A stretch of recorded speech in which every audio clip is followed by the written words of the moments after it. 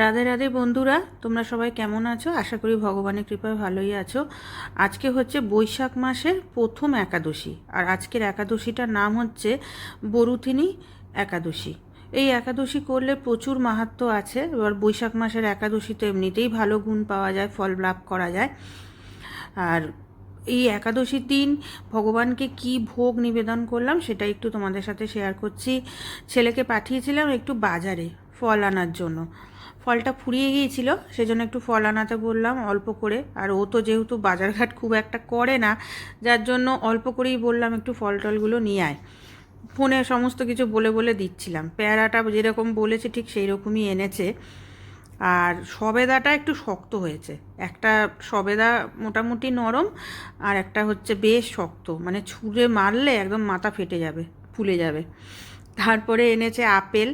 একটা আপেল ভালো, আর একটা আপেল একটু কেমন হয়ে গেছে। আর নারকেলটা আমি আগেই নিয়ে এসেছিলাম, যেহেতু নিরামিষ রান্না হয় সেজন্য ঘরেতে না আমি সবসময় নারকেল, খোয়া ক্ষীর এগুলোকে এনে রেখে দিই। একটু নিরামিষ রান্না এসব দিলে ভালো লাগে খেতে। আর তরমুজ আনতে বলেছিলাম, অর্ধেকই আনতে বলেছি। অর্ধেকটা ফোড়ালে তারপরে আমি যখনই তরমুজ আনি আমি হাফ করে কেটেই নিয়ে আসি। অত বড় তরমুজটা না নিয়ে এলে কে খাবে কে খাবে না, মিষ্টি হবে কি হবে না, লাস্টে ফেলা যায়, ওই আমাকে খেতে হয়। যার জন্য আমি অর্ধেক করে যখনই তরমুজ আনি অর্ধেক করে নিয়ে আসি। তরমুজটা মোটামুটি দেখলাম ভালোই নিয়ে এসছে। আর দুধ জাল দেবো, দুধটাও ফ্রিজের থেকে সমস্ত কিছু বার করে রাখলাম। আর নিয়ে আসতে বলেছিলাম একটু ছাতু।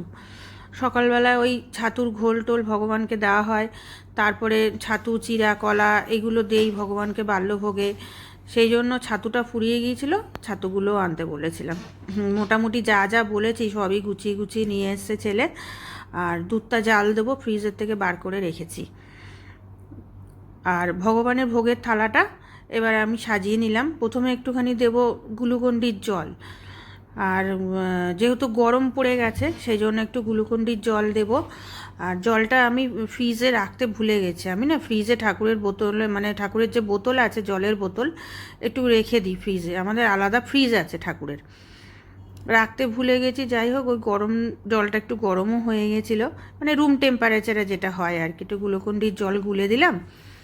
আর আমি যে অ্যামাজন থেকে যে দই বসানোর যেটা কিনেছিলাম ইলেকট্রনিক্সে, সেই দইটা পেতেছিলাম। এই দইটা এত সুন্দর হয়েছে, খুব সুন্দর হয়েছে দইটা।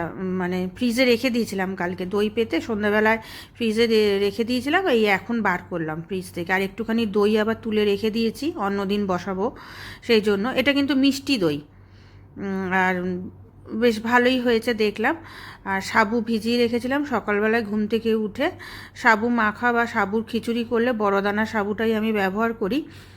আর সাবুর খিচুড়ি আর করলাম না, বা পোলাও করলাম না, গরম পড়ে গেছে তো সেই জন্য এসব করলাম না। আর এমনি ভেজানো সাবু একটু পেটটাও ঠান্ডা হবে, ঠাকুরও একটু ঠান্ডা হবে, ঠাকুরকেও তো ঠান্ডা করতে হবে। আমাদের যদি গরম লাগে, রাধা মাধবেরও তো গরম লাগবে। সেই ভেবেই আর কি সাবুটা আর কি আজকে ভিজিয়ে দিয়েছিলাম সকালবেলা ঘুম থেকে উঠে। আর দিয়েছিলাম হচ্ছে নারকেল কোড়া, সঙ্গে ফল এনেছিল, ফলটাও সুন্দরভাবে কেটে গুছিয়ে দিলাম। আর সব কিছু থালায় আটছিল না, সেই জন্য ভাবলাম একেবারে যে কটা জিনিস এঁটেছে সেই কটা থালার মধ্যে বসিয়ে একেবারে ঠাকুর ঘরে নিয়ে গিয়ে তোমাদের সবাইকে একেবারে ভোগ দর্শন করিয়ে দেবো। সব গোছানো আমার কমপ্লিট হয়ে গেছে। এবার ঠাকুর ঘরে নিয়ে চলে এলাম। মোটামুটি তুলসী পাতাও দেওয়া হয়ে গেছে, সাবু দিয়েছি, সাবুর ওপরে বাতাসাও দিয়ে দিলাম। আর ওগুলো কাটারি কলা, মিষ্টি দই, তারপরে সন্দেশ, একটা বালুশাহী, নারকেল কোড়া, তরমুজ, আঙুর আর ফলগুলো। আমার সবথেকে এইটা ভেবে আনন্দ লাগছে যে আমার ছেলে আজকে সমস্ত কিছু গুছিয়ে নিয়ে এসছে, আর সেটাই ভগবানকে ভোগ নিবেদন করলাম। এর থেকে আর ভালো জিনিস কী হতে পারে? ওর ক্ষমতায় যতটুকু হয়েছে সেইটুকু তো করে দিয়েছে। আর আজকে গোপালকে একটু অঙ্গরাগ করিয়েছিলাম, করে স্নান টান করিয়ে আবার বসিয়ে দিয়েছি।